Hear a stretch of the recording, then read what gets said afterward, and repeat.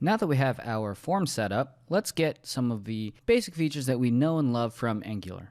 The big feature that we want to grab is two-way data binding. Angular 2 puts a big emphasis on making sure that we try to do one-way data binding so that we know that everything is predictable and our app moves as fast as possible.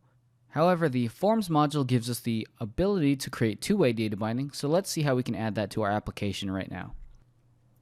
Angular 2 doesn't have two-way data binding coming out of the box. We actually have to add it in the app module. And everything in Angular 2 is very modular. We have the browser module, the app component, ng module, and next we will use form module. And that's forms, plural module, from Angular forms. We'll add that to the imports.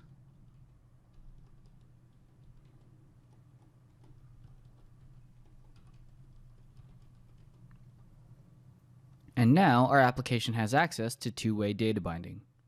Let's say we wanted to take our form and bind a variable to each of these inputs. If we go over to our class, let's say we wanted a user name variable, and let's make that a string, and a username variable, which is also a string. Now we wanted to bind both of these to our template form component on these input fields. We could easily do that using the banana in a box ng model.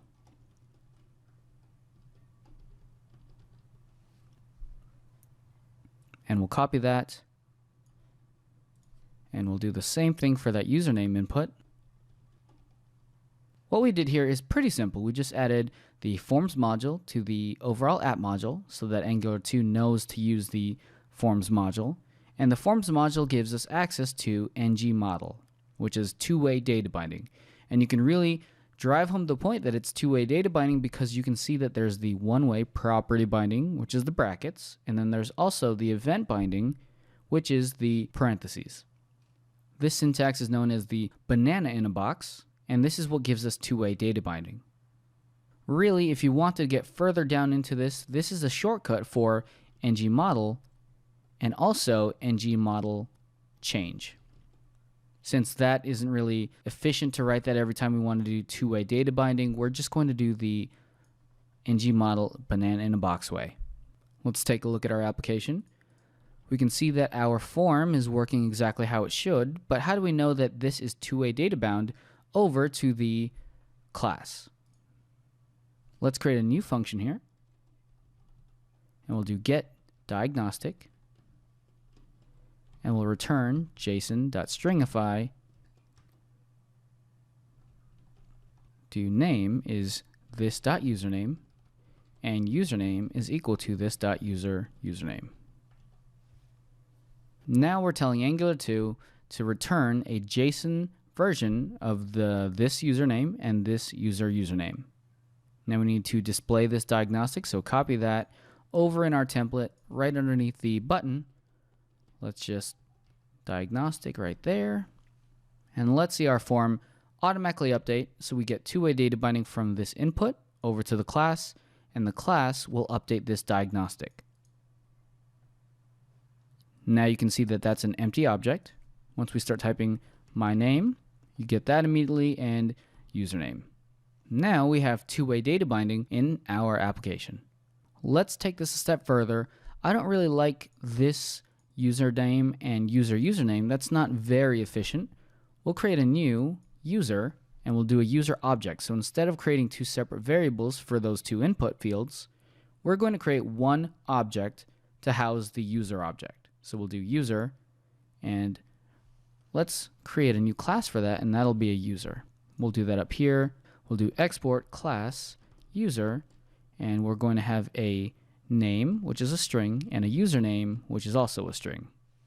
Now instead of stringifying that into creating our own object, we know that this user is this object, so it will have a name and it will have a username. In this case, we can just say this.user. The last thing we need to update here is our template.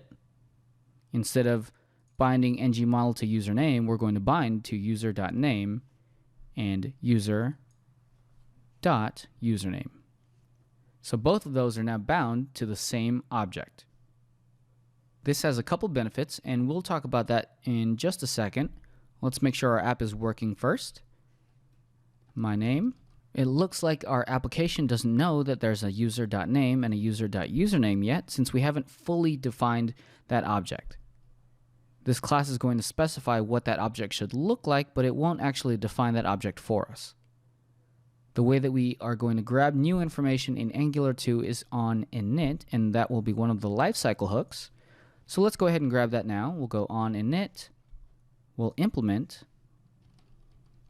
on init, and then we'll create that on init method. This .user is equal to name is blank and username is blank. Now I know that's a little bit of work, but this has a couple benefits. The main one is that when we eventually create this, instead of just making it a new user form, if we wanted to edit a user, this is where we would go ahead and grab their information. Let's demonstrate that. Right now this is blank because we're creating a new user. Right here we have new user. We start typing. You can see two-way data binding work and two-way data binding again. What about if we wanted to go make an HTTP call, and let's grab a user and we'll do name is Chris and username is my username. Now, without much work at all, since it's two-way data bound, our form is now an edit form instead of just a create a new user form. So now we have two-way data binding in our form, and we could easily turn this from a creation form into an editing form so that we go get information and automatically bind it to the user object. Now that we have gone ahead, created our form, and gotten two-way data binding in, we can move forward and do some more advanced stuff with this template-driven approach. The next thing we'll do is how to submit the form and make sure that the form has to be valid in order to submit it.